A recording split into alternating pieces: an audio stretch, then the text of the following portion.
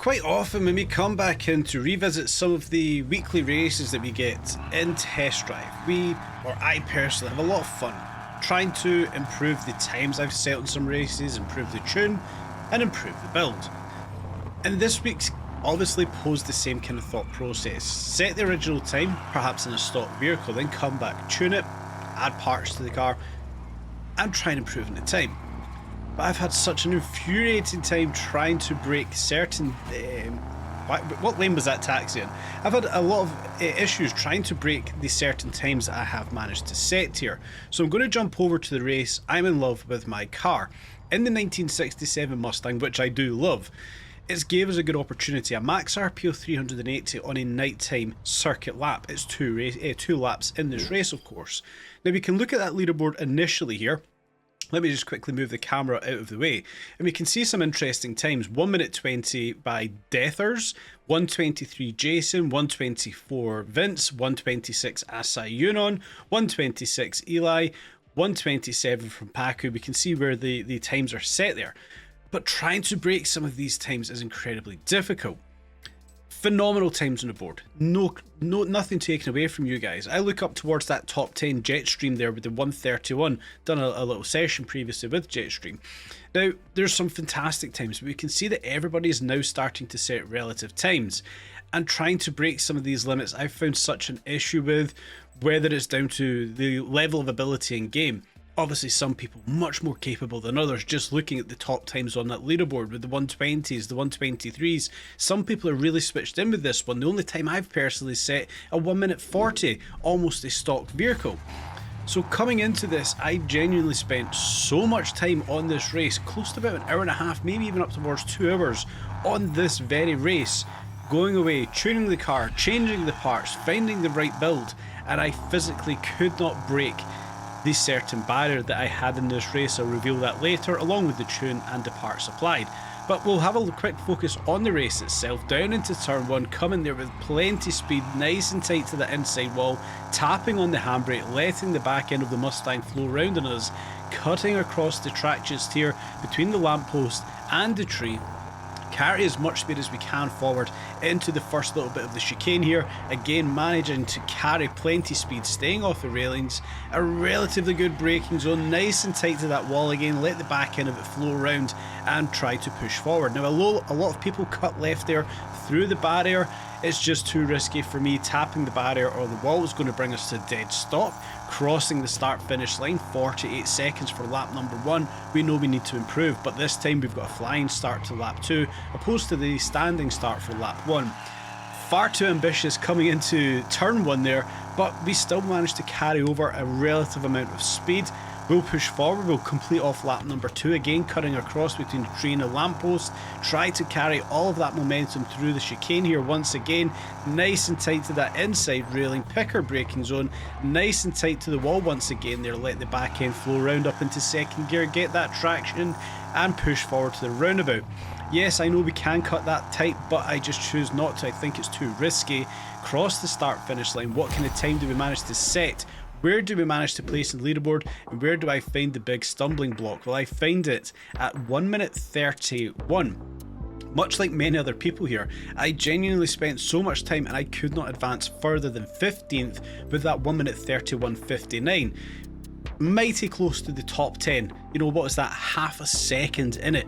So it's so close. It's, you know, the margins are so fine here. But then that vast improvement of 11 seconds up to first place, I don't know where those 11 seconds are coming from, so massive credit to you guys that are making the 11, 7, 6 second gains from 10th place downwards. Those 1 minute 31s are sitting solid. Actually finish off the 1 minute 31s ironically. The margins in this race are so bloody tight, I genuinely couldn't find an improvement. Quickly talking about the tune, I feel like I had a good setup for this one. Gearbox ratios as kind of, on the screen where they are. I found the best balance for the final gear ratios where I wanted the performance to be, the 0 to 60s, the 0 to 37s, top end's not going to matter all too much, dropping first gear all the way in, and then having a linear movement through second to fourth. Felt like it was a good balance. Downforce, it's a bit ambiguous whether you want max downforce or minimum. I found that to be the best balance for performance output from the Mustang there. You guys might have that set up differently. As for suspension, that old leaf spring suspension, it's a very bouncy and quite an unagile car, so I wanted to stiffen the Mustang up as much as possible. You can see that through the settings on the screen.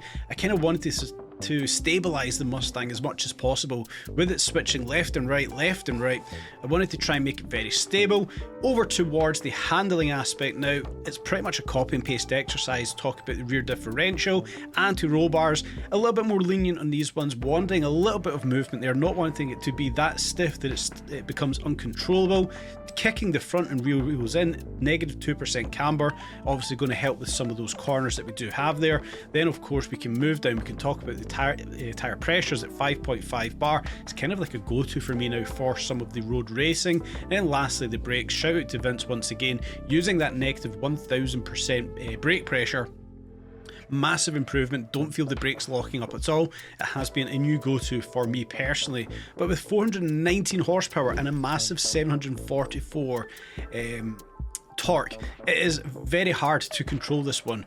Race intake and fuel, performance ignition valves and camshafts fitted to the Mustang for this time out. Trying to go through what parts I went with. Standard piston and flywheel. Over to the exhaust system, of course, fitting the race exhaust system, helping the Mustang breathe as much as possible.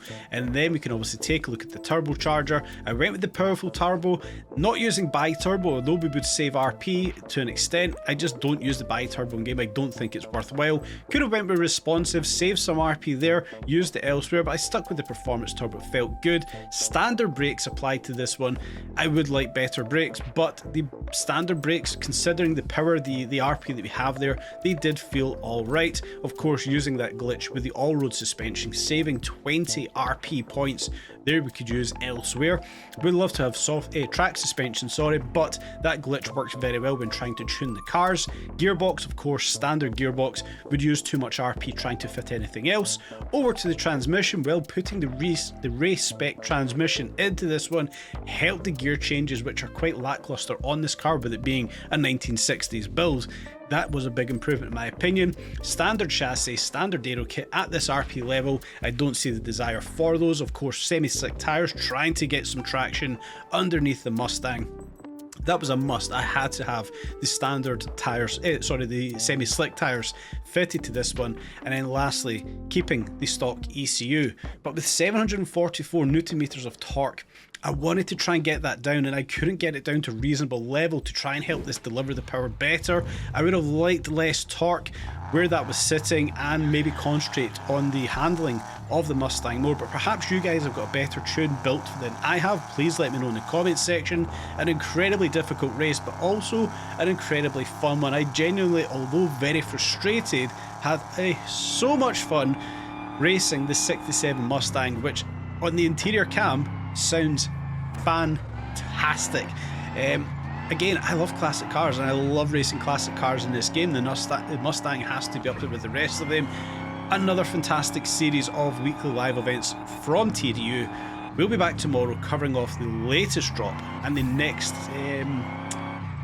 edition of the weekly live events in game, guys. I hope you've enjoyed today's video as always. Please smash the like button and subscribe if you haven't already. Please do consider subscribing, guys, and stay tuned for more updates on Test Drive Unlimited Solar Crown.